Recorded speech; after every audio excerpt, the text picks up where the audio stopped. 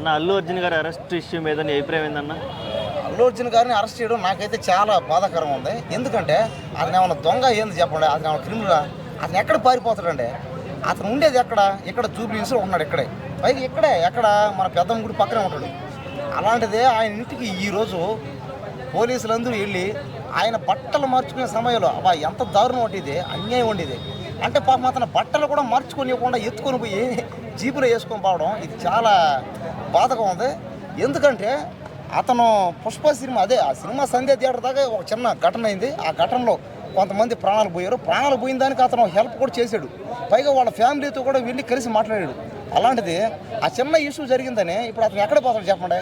అతను చెప్తే ఒక గంటలోనే రాగలుగుతాడు అక్కడికి. కాబట్టి అతని దగ్గరికి వెళ్ళి అలా అతను అరెస్ట్ చేసి ఆయన అలా ఎత్తపోవడం నాకైతే చాలా బాధగా ఉంది. ఎందుకంటే మనిషి ఎక్కడ పారిపోతాడు చెప్పండి? అతను పెద్ద హీరో, అతను పైగా అతనికి ఎంతోమంది అభిమానులు ఉంటారు, నాలాంటి అభిమానులు. కాబట్టి ఇంతమంది అభిమానులు. మరి మీ అభిమాన హీరోకి నాన్ అవైలబుల్ కేసు పెట్టారు కదా? నాన్ అవైలబుల్ అది ఏం లేదండి. ఒక 14 రోజులు డిమాండ్ అన్నారు. ఏముంది, పోతాడో వస్తాడో అది ఏమి కాదు. కానీ అంటే జైల్లో ఉండాలి కదా 14 రోజులు కూడా. అంటే జైల్లో ఉండాలా? ఏదో మళ్ళీ అదే చూద్దాం, అదే ఏముంటుందా. అందరూ వెళ్ళారు. ఇప్పుడు అల్లు అర్జున్ గారి ఫ్యామిలీకి చిరంజీవి గారు కానీ నాగబాబు కానీ అందరూ వెళ్ళారు. మరి కాసేపట్లో పవన్ కళ్యాణ్ గారు కూడా వచ్చే ఛాన్స్ ఉన్నాయి. వస్తారు, మాట్లాడతారు. ఇంకా ఏమవుద్దో ఏమో చూడాలి. కేటీఆర్ కూడా ట్విట్టర్లో ట్వీట్ చేశాడు. చాలా అన్యాయం అని. అంటే ఈ హడావుడి అరెస్ట్ వెనక ఏమన్నా రాజకీయ కుట్ర కోణాలు ఏమన్నా ఉన్నాయి అనుకుంటున్నాం? ఏమో చెప్పలేం కదా. కొన్ని రాజకీయాలు కూడా ఉన్నాయేమో అనిపిస్తుంది అనమాట. అంటే మరి ఈ చిన్న మ్యాటర్ని ఇంత పెద్దదిగా చేసి కావాలని చేయడం, అతని ఇంటికి వెళ్ళి మరీ అతని ఇంటి మీద పడ్డం అది కరెక్ట్ కాదు. అతను ఎక్కడ పోతాడు చెప్పండి? అతను ఎక్కడికి పోడు. అతను జనాల్లోనే ఉంటాడు. ఇప్పుడు అంత పెద్ద హీరో అయినా సరే చూడండి, కావాలని జనాల్లోనే ఉంటాడు. ఇక్కడ కూడా చూడండి, మొన్న సంధ్య థియేటర్కి వచ్చి సినిమా చూసే పోయాడు ఆయన, ఎక్కడ పోరాయన.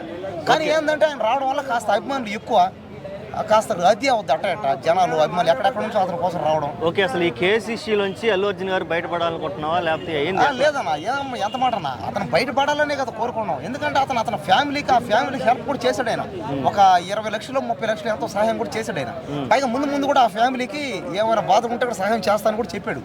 కాబట్టి ఇంత మంచి మనిషికి ఇంకా అన్యాయం జరిగినా ఇంకేమైనా జరిగినా కూడా నాకైతే చాలా బాధేస్తాను అన్నమాట. ఖచ్చితంగా ఆయన మీద ఏ కేసు లేకుండా ఉండాలని నా కోరిక. ఆయన మళ్ళీ సినిమాలు చేయాలని, ఆయన ఇంకా పెద్ద సినిమాలు చేసి పెద్ద హీరో అవ్వాలని కోరిక అంతే. ఎందుకంటే మన తెలుగు సినిమా ఫీల్డ్లో ఇలాంటి హీరోలు రావాలని.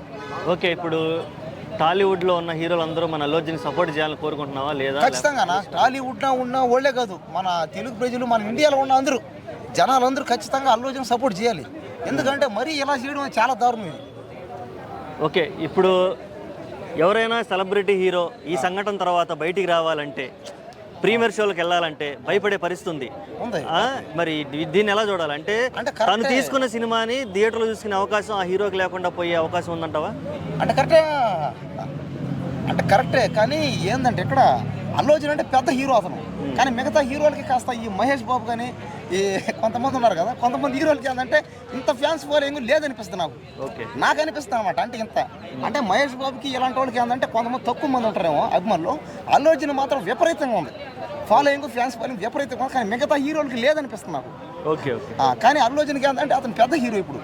కాబట్టి ఇలాంటి హీరోలు ఏంటంటే వచ్చేటప్పుడు ఈసారి బెనిఫిట్ షోలు, ప్రీమియర్ షోకు, ఫ్యాన్స్ షోలకు వచ్చే ముందు కొద్దిగా జాగ్రత్తగా అనమాట.